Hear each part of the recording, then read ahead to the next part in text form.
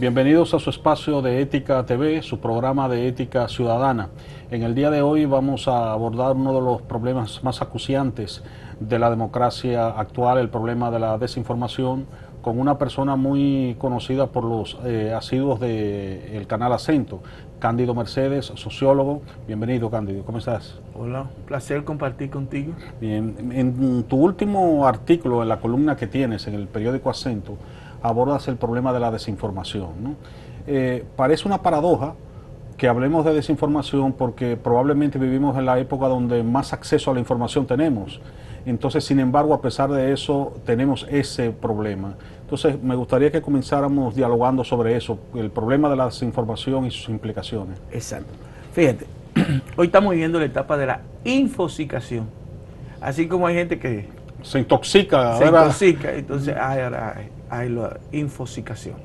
¿Qué ocurre? La desinformación no es más que difundir informaciones falsas o engañosas con el propósito de conseguir un objetivo. Incluso complicando la existencia de un individuo o de un grupo. Pero tiene dos variables: un objetivo particular de ellos y también en los procesos electorales dañar la democracia. Entonces, hoy en día se están vinculando simultáneamente desinformación, que es difusión deliberada de una información que tú sabes que es falsa, que es engañosa, pero a ti no te importa. Entonces eso lo combina ¿con qué? Con desinformación, manipulación. Y la gente te va a preguntar, pero Leonardo, ¿es lo mismo? Y yo te diría, no es lo mismo, porque la manipulación es distorsionar esa realidad. Es decir, es casi decir una mentira, porque tú no estás diciendo nada que tenga que ver con la realidad. Y ahí viene otro elemento construido, porque todo es construido social e históricamente, que es la posverdad. La posverdad es la combinación. ¿Cuál es la materia prima de la posverdad? La desinformación. Si no hay desinformación, la posverdad no encuentra eco.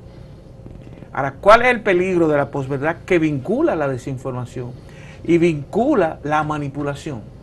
Oye, es el contraste entre lo empírico, es decir, el hecho, la realidad, como dicen ustedes los filósofos, lo empírico, lo factual, la objetividad y la creencia. Al tigre de la posverdad, que lo usan sobre todo los expertos en marketing, a él no le interesa esa objetividad. Sí, por eso se habla de la posverdad como indiferencias hacia la verdad. Pero fortalecido en base a la creencia. Y te buscan un relato histórico, mito o realidad de un hecho histórico que crea, construido merced a una humillación y a un miedo, y en base a eso te construye la posverdad. Tiene que tener elementos de creencia. Y hoy en día el peligro grande es que ya la gente, verdad o mentira, lo que está es en su imaginación, la creencia, lo que le es válido a ellos. Por eso hoy la posverdad es el elemento de, no de yuxtaposición, sino de contradicción entre la verdad y la mentira. ¿Termina ganando quién? La mentira. Y tú me dirás, Cándido, ¿y por qué termina ganando la mentira en términos filosóficos? Porque el cerebro le es más fácil, lo que es más rápido. Ahí los estudios muestran que una mentira circula más rápido, de velocidad más rápido. que cualquier Es igual cosa. que los mercadólogos. Si tú vas a un sitio y te tratan bien, tú se lo dices a 5 gente. Si tú vas a un sitio y te tratan mal, tú se lo dices a 10 personas. Porque lo negativo tiene más peso que lo positivo. O como yo diría a alguien, tú tienes tu esposa de 365 días, ella te cocina bueno, excelente, 364. Hubo un día nada más de 365 que la comida no estuvo buena, pero tú nada más te acuerdas de ese día. ¿Ves? Entonces parece que el cerebro le es más cómodo, porque hace menos esfuerzo para potabilizar las creencias o la verdad, que necesita un esfuerzo con la realidad. Porque, ¿qué dice Harari en su libro de Neso? lo que debe ser científicamente información, realidad. Voy a la realidad, ¿verdad? Y a partir de la realidad encuentro la verdad. Esa verdad me va a dar sabiduría y me va a dar poder. ¿Qué está pasando con la posverdad? Información y poder. Usted vio el salto que dio. Vamos. Como dice Harari, imagen de la realidad. Él te da información. Con la información aquí, que son los datos, la realidad, tú encuentras la verdad con el mayor grado de objetividad. Ok. Pero hoy en día, con la posverdad, tú tienes información, pero esa información puede ser falsa. Y tú directamente vas al poder, porque la estás usando como mecanismo de manipulación, de desinformación, para tú conseguir tus objetivos. Verbigracia, por ejemplo, tú viste lo que Donald Trump dijo de los haitianos, que se estaban comiendo los perros.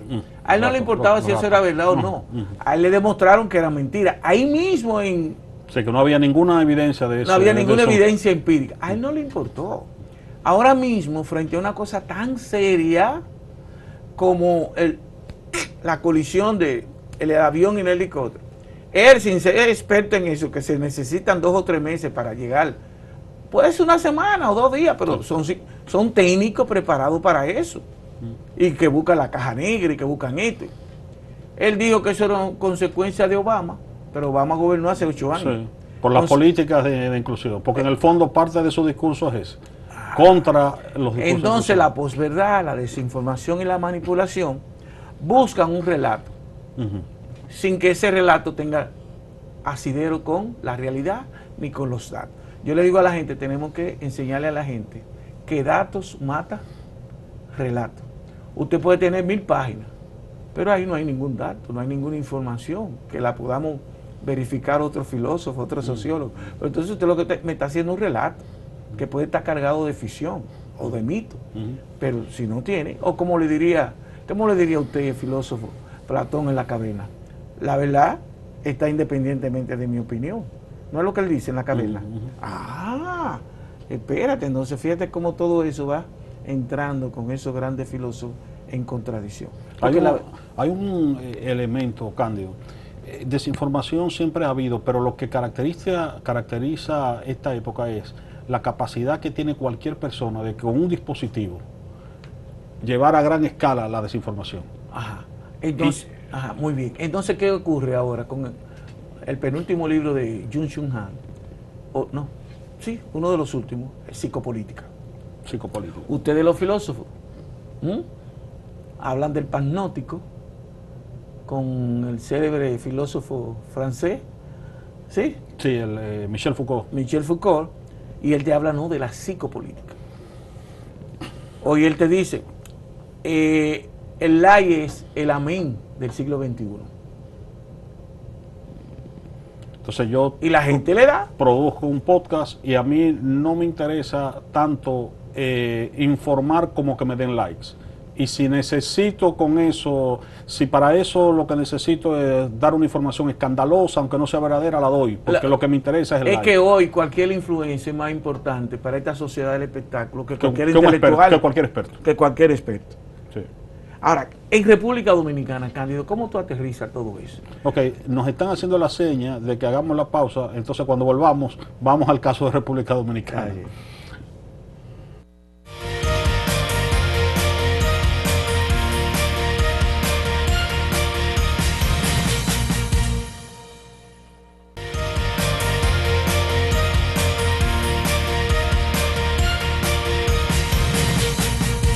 Continuamos en su espacio de Ética TV, su programa de ética ciudadana, abordando el tópico de la desinformación, la posverdad en las democracias actuales con el sociólogo Cándido Mercedes. Cándido, en el segmento anterior hablabas de todo ese proceso de la desinformación y entonces, antes de la pausa, querías abordar el caso en República Dominicana. Entonces vamos... Sí, pero voy a poner un paréntesis. Mira, esa desinformación y posverdad erosiona la democracia. ¿Y cómo se expresa? A través de la fragmentación y la polarización. Entonces ya la gente no cree en aquel por racionalidad. Fíjate que el discurso de Donald Trump, cuando a mí me preguntaron qué yo creía, dije, un discurso totalmente lleno de emociones y carente de racionalidad. Ahí no hay un dato, ahí no hay una información y ahí no le importa. Ahora, ¿Qué está pasando con nosotros? Que estamos analizando a Trump como individuo. Y en sociología, tú no analizas al individuo Son per se. procesos sociales. Procesos sociales, las fuerzas sociales que hay detrás. Porque el individuo es una contingencia. Puedes Exacto. quitarlo a él, pero si los procesos sociales son los mismos... Ahora, los en este reemplazarás. caso, es más terrible porque Trump tiene trastorno de personalidad. Cándido, ¿y tú eres psiquiatra? No. Estoy hablando a ojo de buen cubero. Porque hasta un psiquiatra debería hacer evaluaciones. Pero Trump es antisocial desde el punto de vista de los trastornos de personalidad. Él es obsesivo compulsivo y él es narcisista. Pero detrás de él hay todo un establishment que está montado desde el 2015 con Obama. Y que Obama comenzó, siguió Biden, siguió Trump y ahora vuelve y sigue él. Se ve más espeluznante, es por la personalidad de él. Pero el establishment norteamericano tiene esa agenda. Si tú miras, ¿cuántos millones de inmigrantes deportó Trump? Obama y Biden. Más que Trump en la primera administración, dicen los Pero datos. muchísimo más. Pero son estilos diferentes y este más. Tú verás que tendrá que parar. Entonces,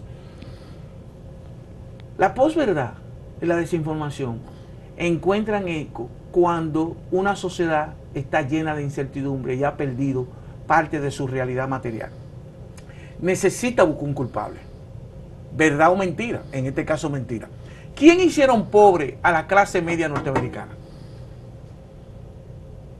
Esa oligarquía empresarial de los Estados Unidos, que sacó todas las empresas para Asia. Eso se llama localización. Ahora ven que ya China está ahí, y muy fuerte. Y ahora viene la deslocalización a través del nearshoring. Pero eso que hicieron pobre a la clase media norteamericana, que fueron su verdugo, ahora aparecen como sus salvadores. Pero fueron ellos que comenzaron en los años 80, a los 70, a mandar empresas por los costos. Y la gente que votó por Trump. Pero votó por Trump, ¿por qué? Porque en ese populismo de ultraderecha, merced a la posverdad, ellos le mienten y le hacen creer que el enemigo son los migrantes. Y que ellos no son parte del establishment. Exacto. Que los enemigos, que los delincuentes son los migrantes. Y cuando tú vas a Estados Unidos, los culpables son ellos. En Estados Unidos están muriendo 150 personas diarias de sobredosis. En Estados Unidos están murieron el otro año 106,000 personas de fentanilo. Doblemente más que los guardias que murieron en Vietnam. Increíble. En 20 años, en un año. Pero eso ellos no lo dicen. En Chicago y en muchas ciudades de Estados Unidos, la delincuencia es... Es más, Estados Unidos es el país desarrollado con más presos del mundo. Sí, porque hay una industria con respecto a los sistemas carcelarios. ¿Me entiendes? Mientras Suecia, Noruega, los países nórdicos están cerrando las cárceles, en Estados Unidos, imagínate, eso es atacarse privada porque deja mucho, porque tienen demasiados presos. Pero ¿y el 90% producto de qué? Suponte que Estados Unidos monta sofisticadamente la posibilidad de que no entre droga a los Estados Unidos. El narcotráfico se cae al otro día, porque el 80% de toda la droga mundial llega a Estados Unidos. Y todo eso, pero entonces hay que buscar un culpable hacia afuera, no como consecuencia de la crisis de valores de nosotros, de la crisis ética profunda que hay en los Estados Unidos. Cándido, yo quiero retomar una idea importante que señalaste, que es la cuestión de la polarización, ¿no? A la que lleva este proceso que estás hablando. A veces hay personas que se confunden y que piensan que la polarización tiene que ver con que hayan personas que estén en ideologías o partidos distintos. Ese no es el problema, porque la democracia necesita eso. Sí. Ese no es el problema. Ojalá yo que aquí haya polarización. La polarización sí. Es ese atrincheramiento que se da. Pero merced a la irracionalidad, a la emotividad. Entonces no estoy en disposición de dialogar sobre puntos de vista de una manera racional. Porque el elemento central de la democracia es la cultura dialógica. A ellos no les interesa. A ellos les interesa es incriminarte.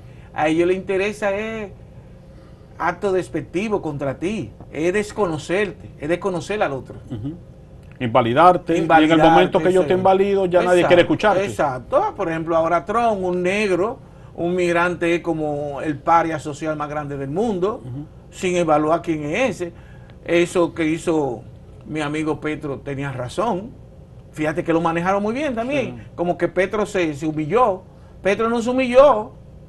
Al contrario, ojalá todos los presidentes hagan eso. Oye, ¿tú sabes lo que tú mandas? Una persona que estaba allá y de buena primera mandarlo esposado. Esposado. Pero de la cabeza a los pies y con la cabeza metida para abajo. Óyeme, como un delincuente. Entonces, y la mujer de él no es emigrante. Y él mismo y la mujer del vice. Pero Estados Unidos es una nación de inmigrantes. Porque los únicos nativos eran los indígenas. Exacto. Y ellos acabaron con ellos. Pero la esposa del vicepresidente es de origen emigrante. Es india. Entonces, nos estamos buscando culpables donde no lo hay. Que culpables son ustedes que se descuidaron. Fíjate que Estados Unidos tiene, de las 10 universidades más prestigiosas, tiene 6. Sí. Pero es una élite muy reducida. Después el sistema escolar norteamericano está por debajo de todos los países desarrollados. Sí. ¿Por qué? Porque se descuidaron. Creían que podían construir un mundo hegemónico merced a una pequeña élite, y tú tienes que tener una gran masa pensante, crítica.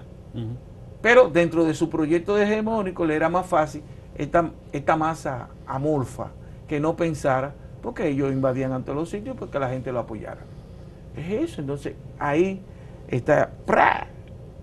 ¿Podrán volver a hacer? No pueden. Nadie puede ir en contra de la historia. ¿Podrán seguir siendo más grandes? Sí, pero no hegemónico unipolar. Pero están construyendo una posverdad con demasiada desinformación. Pero no es Trump. Trump tiene una señora experta en la posverdad y lo que se llama elemento alternativo. Hechos alternativos. Hechos alternativos, como le dice en inglés, activity facts. ¿Ves? Y lo han construido eso después de la posverdad. ¿Para qué? Para Mariano. Mira aquí, ¿cómo se da? Nos han vuelto a hacer la señal de la pausa, así que cuando volvamos iremos al caso dominicano. En breve volvemos.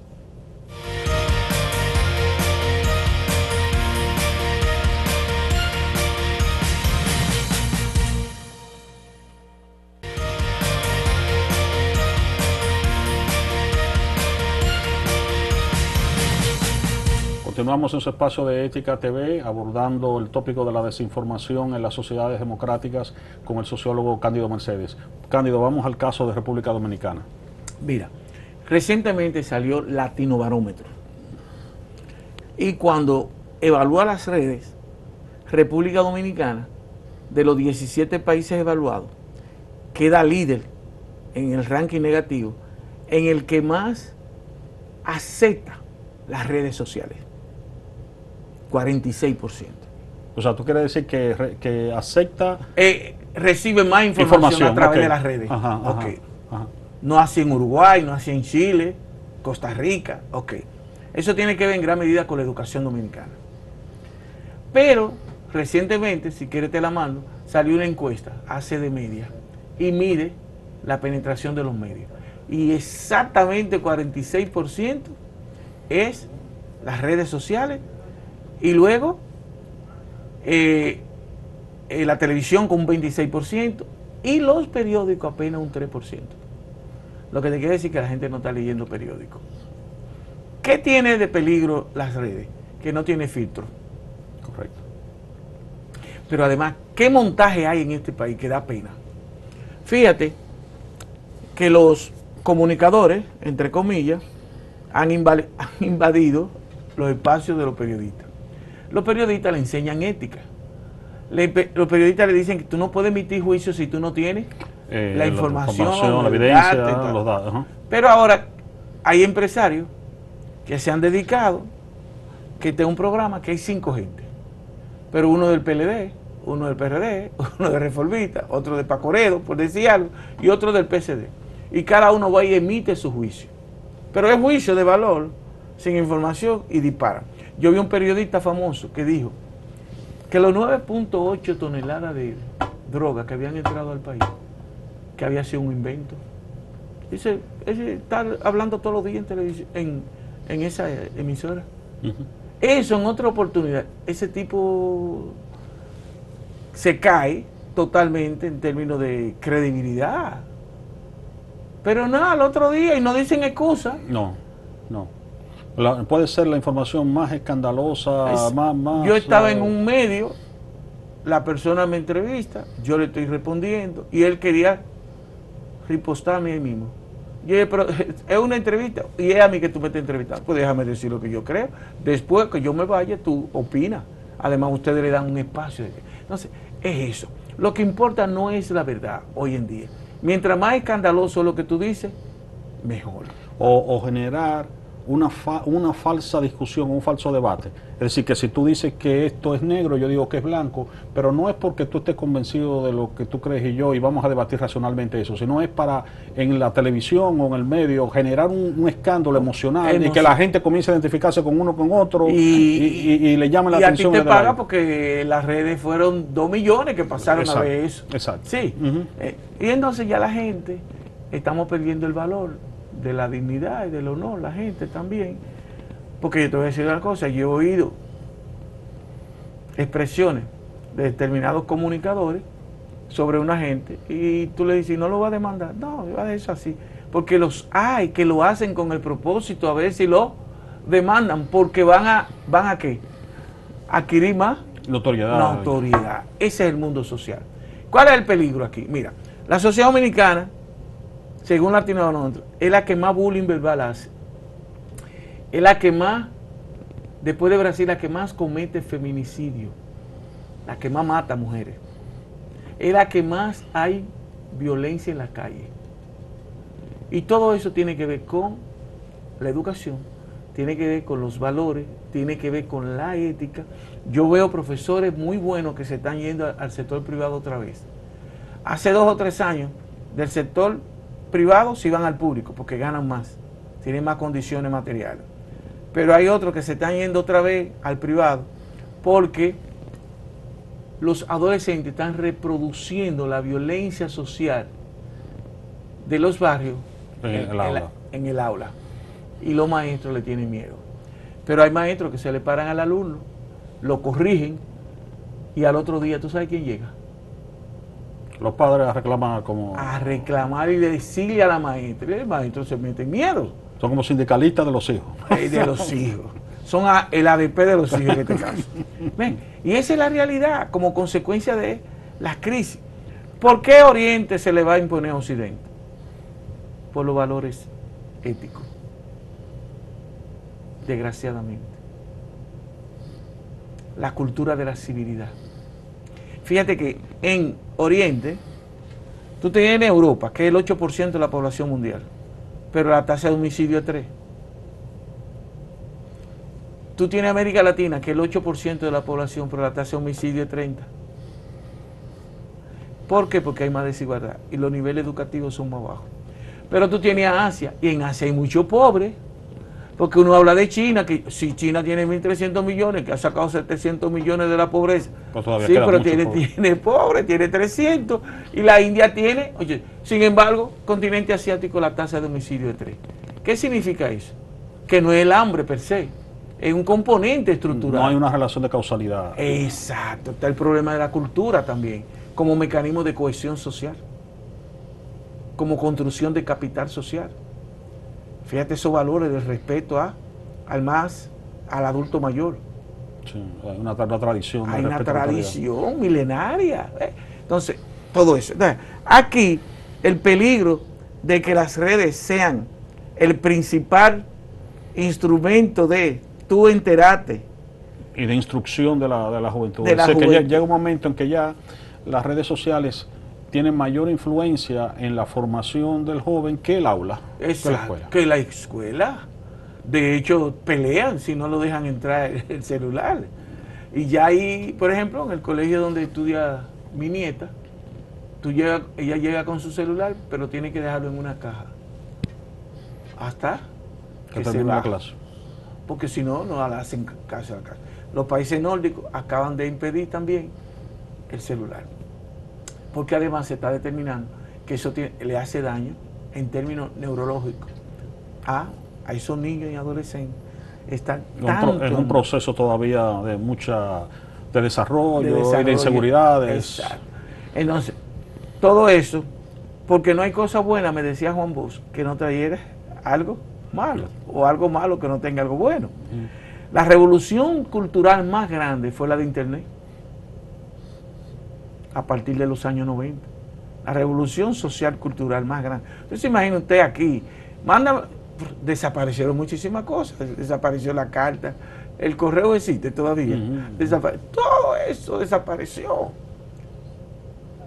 Y en 5 años ya el mundo era totalmente... O sea, esos cambios tecnológicos, pero son demasiado disruptivos. ¿Cuál es la diferencia en generación? Eran 15 y 20 años. Ahora la generación, merced a la disrupción tecnológica, está en 7, 10 años, máximo. Veamos si es verdad. Yo soy generación Baby Boomer. Yo nací en el 54. Ahí mismo vino la generación X, pero en el 65. Después vino la generación... creo. Ajá. Después la Z. Ajá. Después la Millennial. Beta. No, Millennial y después Z. Ajá, y ahora estamos en la beta. generación Alfa. Ajá, alfa. De los que nacieron en 2013 para acá. Pero cuando tú miras su relación, es totalmente distinta. ¿Cuál es la crisis también que está generando? Cómo la tecnología, con su disrupción, acerca a las generaciones y al mismo tiempo los distancia. Bueno, Cándido, nos están haciendo señas de que ha llegado el momento de concluir el programa. Quedas invitado para otro próximo encuentro para tocar estos tópicos, y a ustedes gracias por habernos acompañado en De Ética TV.